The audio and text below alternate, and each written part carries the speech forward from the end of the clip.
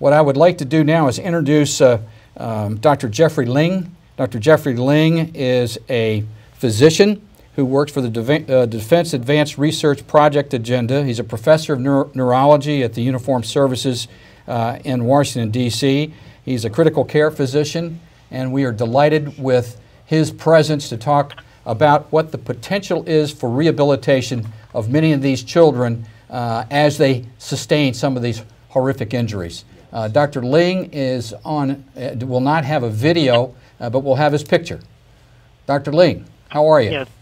Thank you very much, Marty. It's a pleasure to be here, and it's good that you have a picture because I'm now even uglier than I was before. So we'll proceed right away. One of the issues are that after the tremendous clinical care that was given by our colleagues who just previously spoke, the question then becomes is what happens to these patients? Will they regain good functional outcomes to have a really successful life ahead of them? And that's really what it comes down to.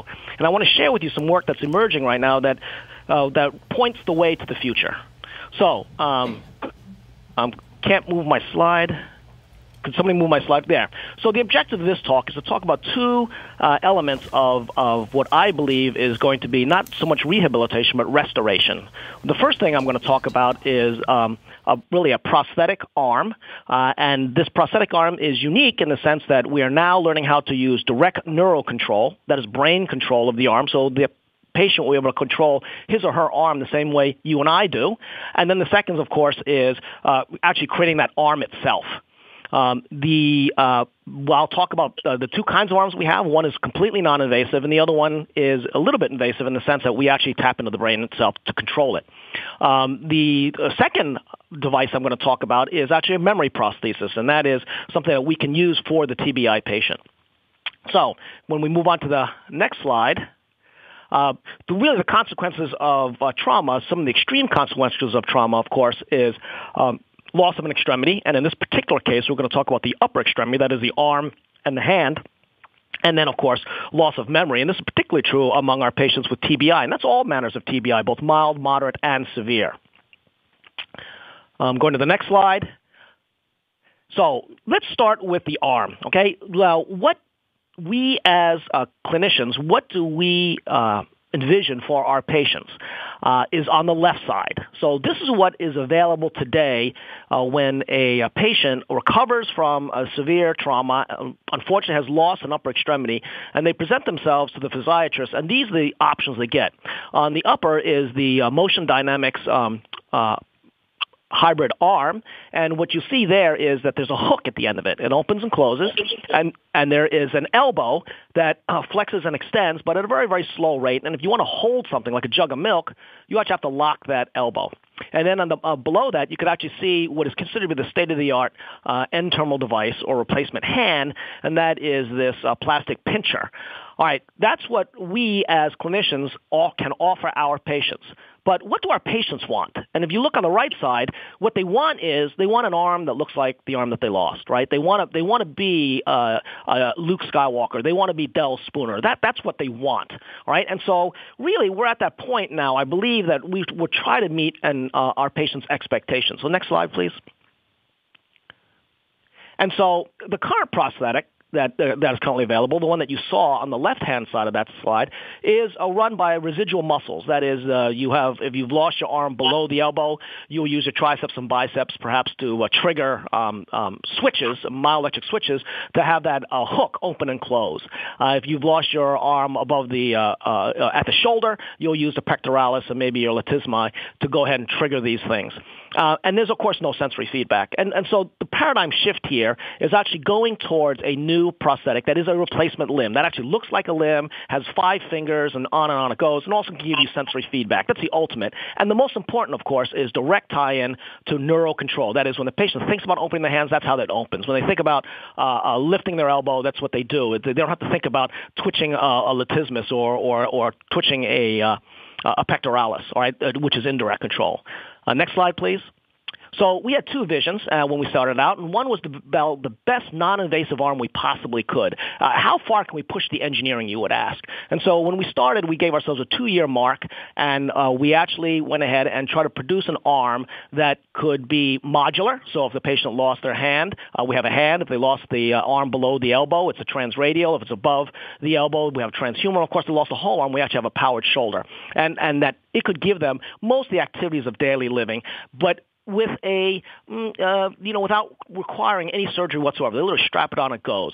The company that we worked with to do this is a company called DECA. And DECA is familiar to many of you because they actually make the Segway. And if any of you have ridden a Segway, it has a tremendous amount of intuitive control into it. And that's, in fact, the approach that we took. The second arm we decided was, let's go as far as we can. Let's develop an arm and a hand that it gives you the fidelity and the function of a real one. And so as you can tell, take a look at that. It looks like an arm. It has it actually anthropomorphically weighs the same as an adult, about 50% female, which is 8 pounds, and it has a full range of motions and full degrees of freedom. It also has 108 onboard sensors in that hand that give you temperature, light touch, vibration, and the like. Next slide, please. So, we've been 5 years of work, and you would ask, okay, that's 5 whole years that you've been at this thing. How far have you gotten? Is this one of those things where research looks great, about 20 or 30 years after we get out of the rat, we might be able to have something for a patient? No, we actually have a lot to offer. Next slide.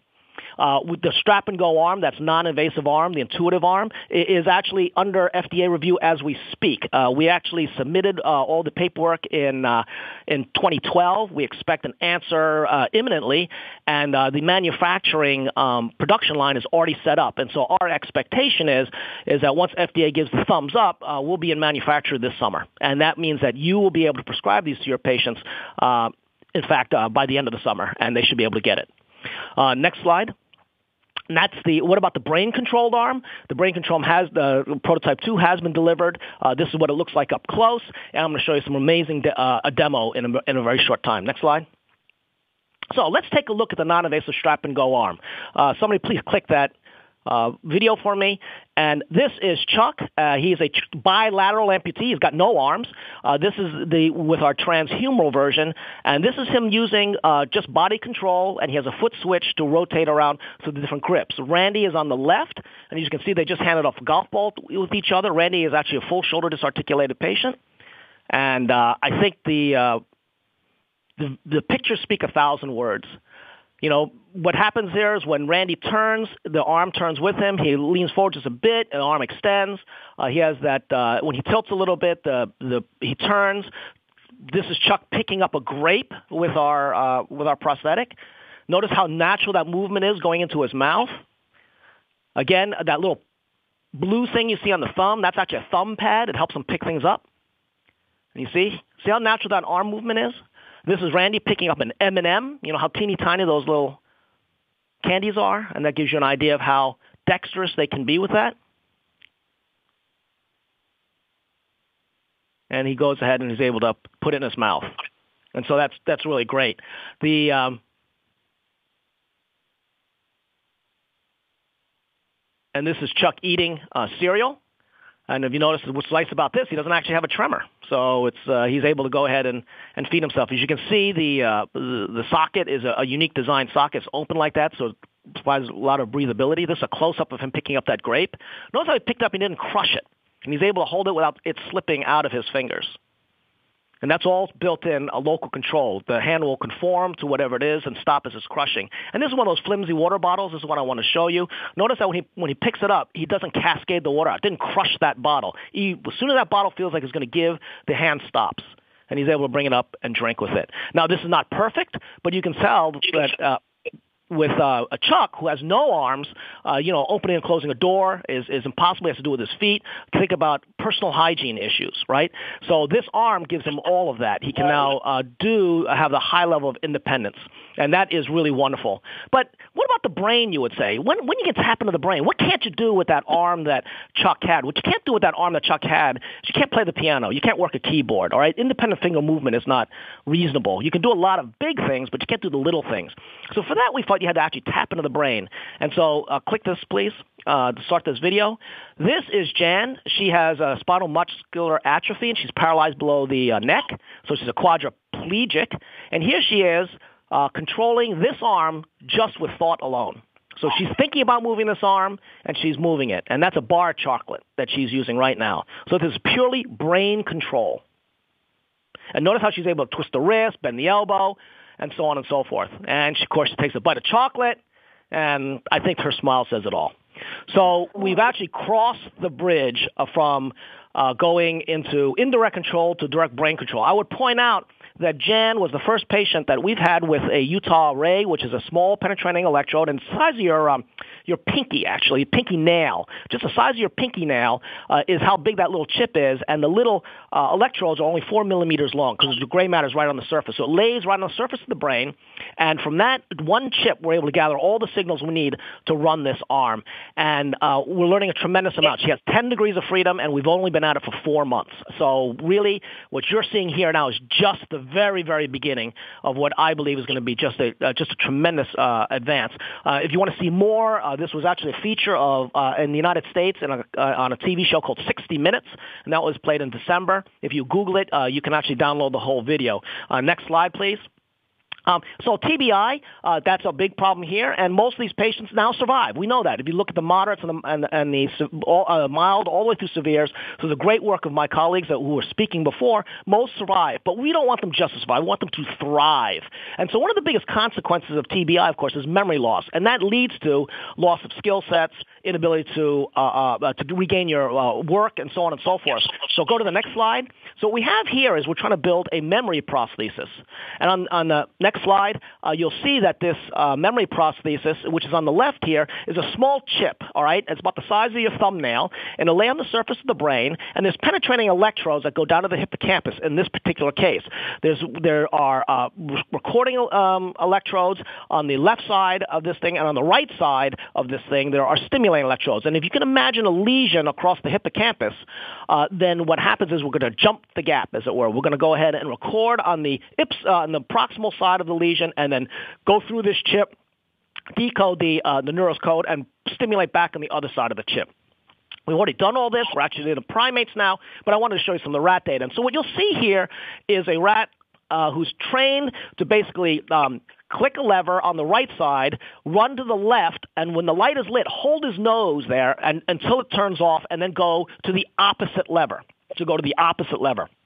Now, what happens is that I'm going to have you play that again in a moment. But what happened here is that the rat is trained, and then what we did was we lesioned right across the hippocampus. Now, in the hippocampus, as many of you know, is where episodic and declarative memory is stored. That is, an animal could still run around and such, but they lose the ability to put in right sequence the things that they're doing. In other words, if you were going to drive to the local grocery store, the sequence is you get out of your chair, you walk to the door, you open the door, you go down to your car, you sit in your car, you drive your car, and so on and so forth. There's a sequence associated with it. And if you lesion the hippocampus, you still can walk and you still can run around, but you'll lose that ability to sequence yourself to the end task. And so the rat who's been trained to do this, and this, by the way, takes 2.5 months of training for a rat. Remember, he's a rat. He's not you. So it takes a long time to learn this. So he's, like I said, he's supposed to flick a lever on the right side of the box, run over to the left side, hold his nose under the light until the light goes off, and then remember which side he hit, and then run over to the opposite lever. That's the key point. And so when he has the lesion, he does not know how to do the task. In other words, he'll break, he won't stay under the light, he'll go to the wrong lever, and so on and so forth.